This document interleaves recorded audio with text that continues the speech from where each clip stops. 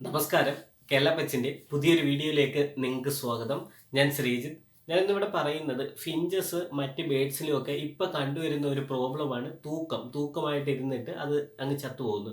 അപ്പം സാധാരണ കണ്ടുവരുന്നത് മഴക്കാലം മാറി ചൂടുകാലം വരുമ്പോഴോ ചൂടുകാലം മാറി മഴക്കാലം വരുമ്പോഴോ ഒക്കെ ഉള്ള ക്ലൈമറ്റ് ചേഞ്ചിൻ്റെ ഭാഗമായിട്ട് ഇങ്ങനെ ഒരു തൂക്കം വരാറുണ്ട്. അതല്ലാതെ ഇപ്പം പൊതുവെ എല്ലാ ബേഡ്സിലും കണ്ടുവരുന്നുണ്ട് തൂക്കമായിട്ടിരുന്നിട്ട്. തൂക്കം എന്ന് ഉദ്ദേശിച്ചത് അത് ചൂടിയിരിക്കും, നമ്മുടെ പഫ് ചെയ്തിരുന്നിട്ട് ഫെതേഴ്സ് എല്ലാം നല്ലപോലെ പഫ് ചെയ്തിരുന്നിട്ട് തല ബാക്കിലേക്ക് ചൂടിയിരുന്നിട്ട് ഫുഡ് പ്രോപ്പറായിട്ട് എടുക്കാതിരിക്കുന്നതായിട്ട് കാണും. ചിലപ്പം തിനപാത്രത്തിൽ തന്നെ ഇരുന്ന് ഉറങ്ങുന്നതായിട്ട് കാണും. ഉറങ്ങി ഇങ്ങനെ ഇരിക്കും. ചിലപ്പോൾ മറ്റ് ബേഡ്സിലേക്ക് ഇത് സ്പ്രെഡ് ചെയ്യുന്നതായിട്ടും കാണുന്നുണ്ട്. ഇങ്ങനെ ഇരുന്നിട്ട് കുറച്ച് ദിവസം കഴിഞ്ഞ് ഇതങ്ങ് ചത്തുപോകുന്നതായിട്ട് കാണുന്നുണ്ട്. ചില ബേഡ്സിൽ ലൂസ് മോഷൻ കാണും, ചില ബേഡ്സിൽ ലൂസ് മോഷൻ ഉണ്ടാവില്ല.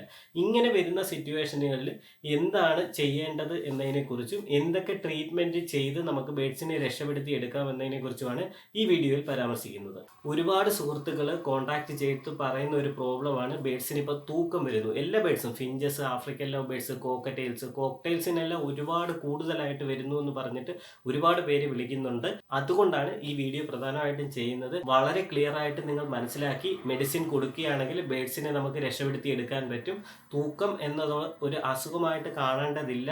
അസുഖമായിട്ടും ഉണ്ട്. എന്ത് അസുഖം വന്നാലും ബേഡ്സ് തൂങ്ങിയിരിക്കുകയായിരിക്കും ചെയ്യുന്നത്. ക്ഷീണമുണ്ടെങ്കിലും ബേഡ്സ് തൂങ്ങിയിരിക്കുകയായിരിക്കും ചെയ്യുന്നത്. ക്ഷീണമുണ്ടെങ്കിൽ നമ്മൾ ലൈറ്റായിട്ട് ചൂടിട്ട് കൊടുത്തിട്ട് പ്രോപ്പർ ഫുഡും വെള്ളവും വെച്ച് കൊടുത്താൽ മാത്രം മതി. അതല്ല, അസുഖമാണെങ്കിൽ നമ്മൾ തന്നെ ഐഡൻറ്റിഫൈ ചെയ്ത് അതിന് ട്രീറ്റ്മെൻറ്റ് എടുക്കുക. ഇതുവരെ എൻ്റെ ചാനൽ സബ്സ്ക്രൈബ് ചെയ്യാത്ത സുഹൃത്തുക്കൾ ഉണ്ടെങ്കിൽ ചാനൽ സബ്സ്ക്രൈബ് ചെയ്ത് ഒന്ന് സപ്പോർട്ട് ചെയ്യുക.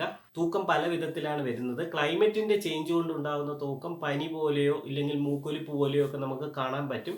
ശ്വാസം എടുക്കുന്നതിനുള്ള ബുദ്ധിമുട്ട് ബേഡ്സിലുണ്ടായിരിക്കും. അതൊക്കെ ഉണ്ടെങ്കിൽ നമുക്ക് സാധാ പാരസെറ്റമോളിൻ്റെ മെഡിസിൻ ലൈറ്റാക്കി ബേഡ്സിന് കൊടുക്കാൻ പറ്റും. ലൈറ്റാക്കുക എന്ന് ഉദ്ദേശിച്ചത് വളരെ ലൈറ്റാക്കി കൊടുത്താൽ മതി.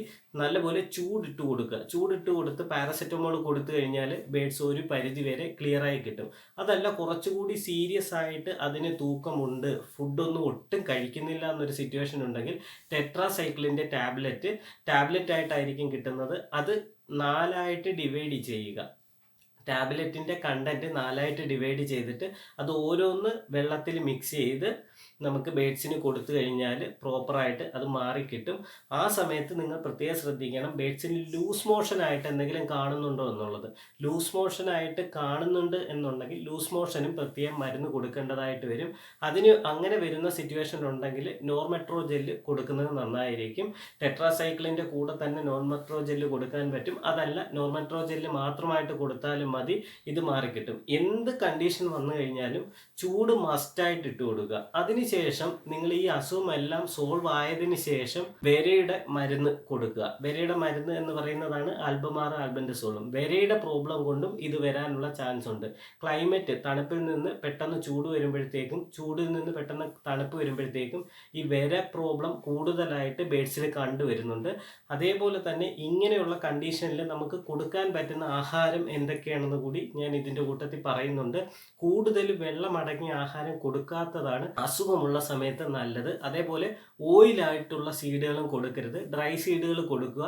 ലൈറ്റായിട്ടുള്ള ആഹാരങ്ങൾ കൊടുക്കുന്നതായിരിക്കും എപ്പോഴും നല്ലത്. അതിൻ്റെ കൂടെ എഗ് ഫുഡ് കൊടുക്കുന്നതുകൊണ്ട് കുഴപ്പമില്ല. നിങ്ങൾ റെഗുലറായിട്ട് എഗ് ഫുഡും മറ്റ് ഫുഡുകളും ഒക്കെ കൊടുക്കുന്നുണ്ടെങ്കിൽ അത് മാക്സിമം ഒന്ന് കുറച്ചിട്ട് 1-2 ദിവസമാക്കുക ആഴ്ചയിൽ. അതിനുശേഷം ഈ അസുഖം മാറിയതിന് ശേഷം നിങ്ങൾ പഴയ പോലെ കണ്ടിന്യൂ ചെയ്യാവുന്നതാണ്. അസുഖത്തിന് മരുന്ന് കൊടുക്കുന്നതിനൊപ്പം എന്തെങ്കിലും കാൽസ്യമോ സപ്ലിമെൻറ്റുകളോ കൊടുക്കേണ്ടതായിട്ടില്ല. അസുഖം മാറിയതിന് ശേഷം നിങ്ങൾ റെഗുലറായിട്ട് കൊടുത്തുകൊണ്ടിരിക്കുന്ന സപ്ലിമെൻറ്റുകളും മറ്റ് പ്രോട്ടീൻസോ എന്തെങ്കിലും കാൽസ്യമോ ഒക്കെ കൊടുക്കുന്നുണ്ടെങ്കിൽ അത് കണ്ടിന്യൂ ചെയ്യാവുന്നതാണ്. എന്തെങ്കിലും അസുഖത്തിൻ്റെ ഇടയ്ക്ക് ഇങ്ങനെയുള്ള മരുന്നുകൾ ഒഴിവാക്കിയിട്ട് അസുഖത്തിന് മാത്രമായിട്ടുള്ള മരുന്ന് കൊടുക്കുക. എന്ത് അസുഖമുണ്ടെങ്കിലും പ്രോപ്പറായിട്ട് ചൂട് സെറ്റ് ചെയ്ത് കൊടുക്കുക. മെഡിസിൻ എങ്ങനെയാണ് കൊടുക്കുന്നത് എന്നതിനെക്കുറിച്ച് ഞാൻ പറഞ്ഞില്ല. സാധാരണ എല്ലാ മെഡിസിനും ഞാൻ കൊടുക്കുന്നത് 250 ml 300 ml പച്ചവെള്ളത്തിൽ 1 ml 1.5 ml maximum 2 ml mix ചെയ്ത് അതാണ് ഡയറക്റ്റ് ഡ്രോപ്പ് ആയിട്ട് ബേഡ്സിന് കൊടുക്കുന്നത്. കുടിക്കാനുള്ള വെള്ളത്തിൽ ഒഴിച്ചു കൊടുത്താൽ ചിലപ്പോൾ ഇത് കഴിക്കണമെന്നില്ല. അപ്പം അത് കഴിക്കാതെ വരുമ്പോഴത്തേക്ക് ബേഡ്സിന് അസുഖം മാറില്ല. അപ്പം നമ്മൾ മരുന്ന് കൊടുത്തിട്ടും അസുഖം മാറുന്നില്ല എന്ന് വിചാരിക്കും. ഡയറക്റ്റ് കൊടുക്കുക. അതേപോലെ വളരെ ശ്രദ്ധിക്കേണ്ട ഒരു കാര്യം, അസുഖമുള്ള ബേഡ്സിനെ സെപ്പറേറ്റ് ചെയ്തിടുക. എങ്ങനെ സെപ്പറേറ്റ് ചെയ്യാം എന്നതിനെ പറ്റിയെല്ലാം ഞാൻ മുന്നേ ഒരു വീഡിയോ ചെയ്തിട്ടുണ്ട്. അങ്ങനെയുള്ള ബേഡ്സിനെ എങ്ങനെയാണ് ട്രീറ്റ് ചെയ്യേണ്ടത്, എങ്ങനെയുള്ള കേജ് സെറ്റ് ചെയ്താണ് ഇടേണ്ടതെന്നെല്ലാം മുന്നേ ഒരു വീഡിയോ ചെയ്തിട്ടുണ്ട്. മരുന്നുകളെക്കുറിച്ച് ഇതിന് മുന്നേ ഞാൻ പറഞ്ഞിട്ടുണ്ട്. ആ വീഡിയോയുടെ ഡീറ്റെയിൽസ് ഞാൻ ഡിസ്ക്രിപ്ഷനിലും കൊടുത്തേക്കാം, ഐ ബട്ടണിലും കൊടുത്തേക്കാം. അത് നിങ്ങളൊന്ന് റെഫർ ചെയ്തേക്കുക.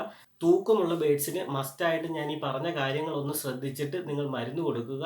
മരുന്ന് കൊടുക്കാതെ ചൂട് മാത്രം ഇട്ട് കൊടുത്താൽ തൂക്കം മാറില്ല, ബേഡ്സ് ചത്തുപോകുന്നതായിട്ട് കാണുന്നുണ്ട്. ഒരുപാട് സുഹൃത്തുക്കൾ ഇങ്ങനെ തൂക്കം ബേഡ്സ് പഫ് ചെയ്തിരിക്കുന്നു എന്ന് പറഞ്ഞ് കോൺടാക്ട് ചെയ്യുന്നുണ്ട്. അതുകൊണ്ടാണ് ഈ വീഡിയോ ചെയ്തത്. എല്ലാവർക്കും ഹാപ്പി ഓണം.